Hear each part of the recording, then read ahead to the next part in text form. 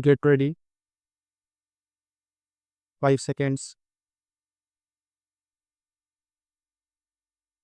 I am thankful to you for having given me this opportunity long last to say a few words on the budget. Already much has been said, and I think the finance minister has come in for his share of congratulations as well as criticisms. So there is not very much to say, but I should like to say a few words.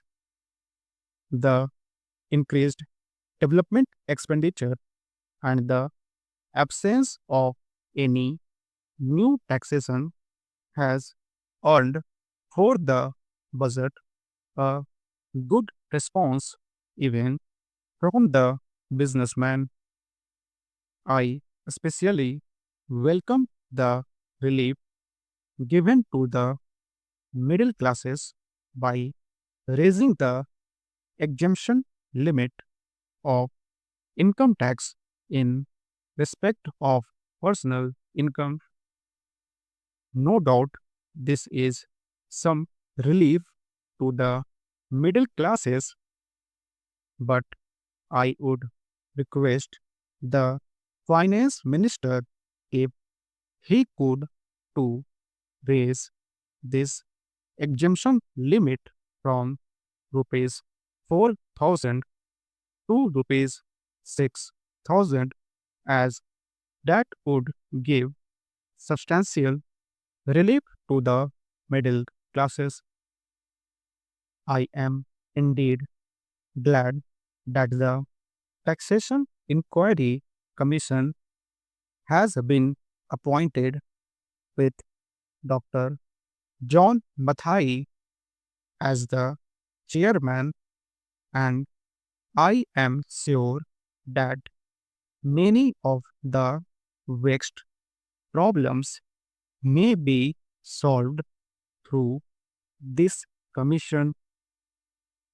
At the same time, I would request the finance minister to put off the state duty bill for the present, since this inquiry commission has been appointed and they may go into this question.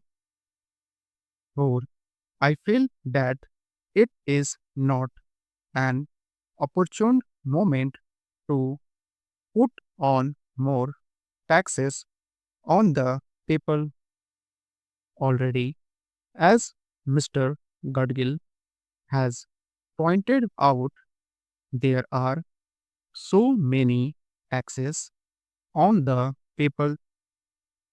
The people are overburdened by taxes and they are just trying to recover their stability.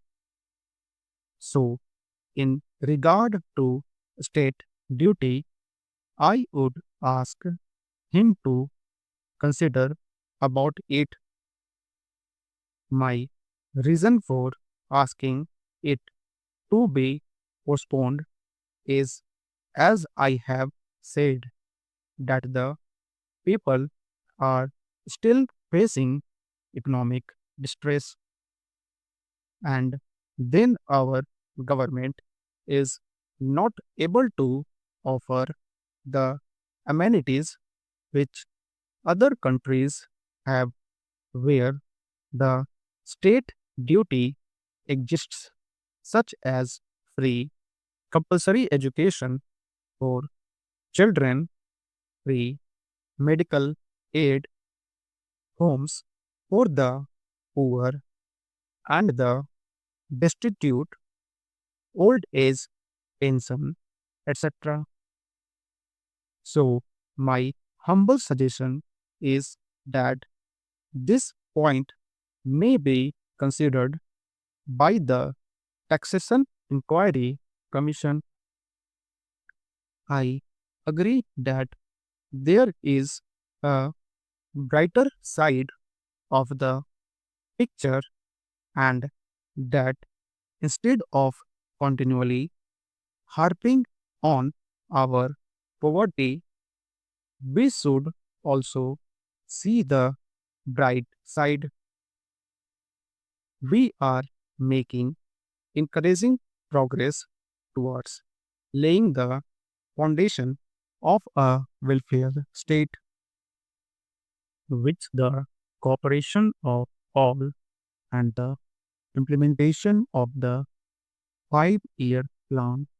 I am sure, sir, that we should be able to lay the foundations and fulfill the dreams of India. It is indeed encouraging to know from the finance minister that there is a tendency of lowering food prices all over the world, and in that case, the prices in our country too would be lowered regarding defense for obvious security reasons. I do not agree with my friends who say that the expenditure should be curtailed. It is not advisable to take any undue risks and slacken the defense arrangements. Indeed, defense is one of our valuable assets, although strange to say, there seems to be adverse opinion in some quarters. I agree with what General Karyappa once said that God and army are remembered only when there is trouble. The army consists of the most disciplined and loyal set of young men.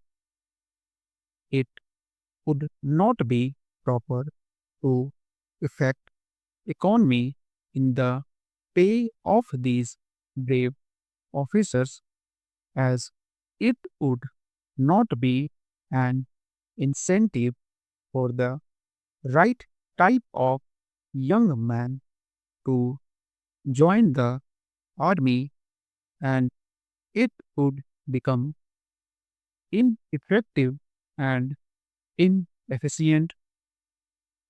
I believe already officers who were drawing rupees 1400 as their pay are now getting only rupees 700 and about rupees 100 as allowance.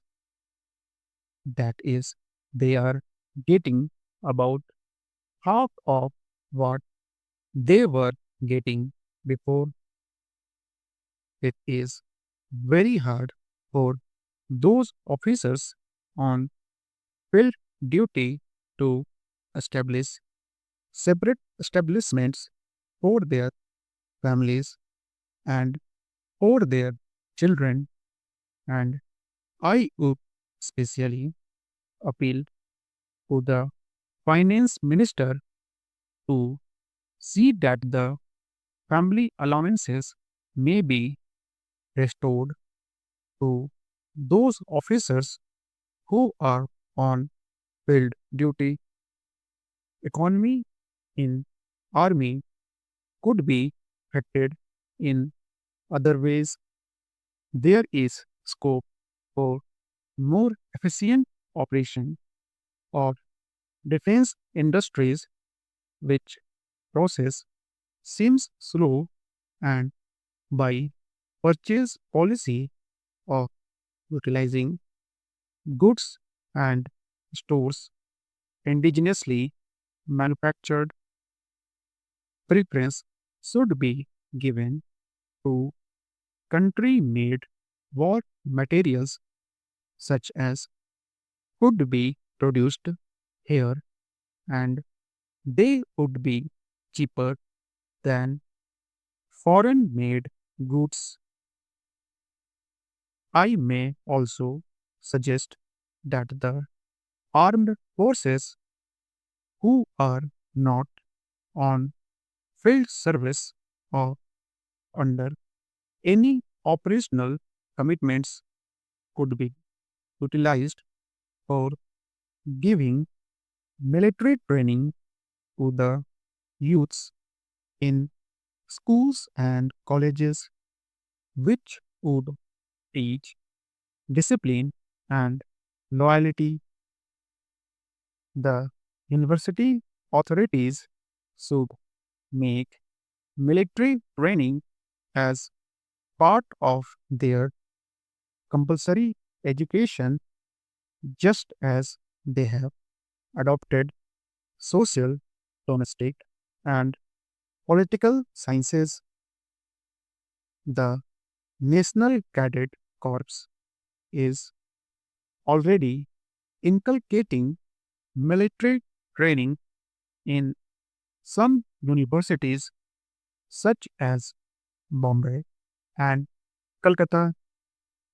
But if military training is made compulsory for our university students, it will go a long way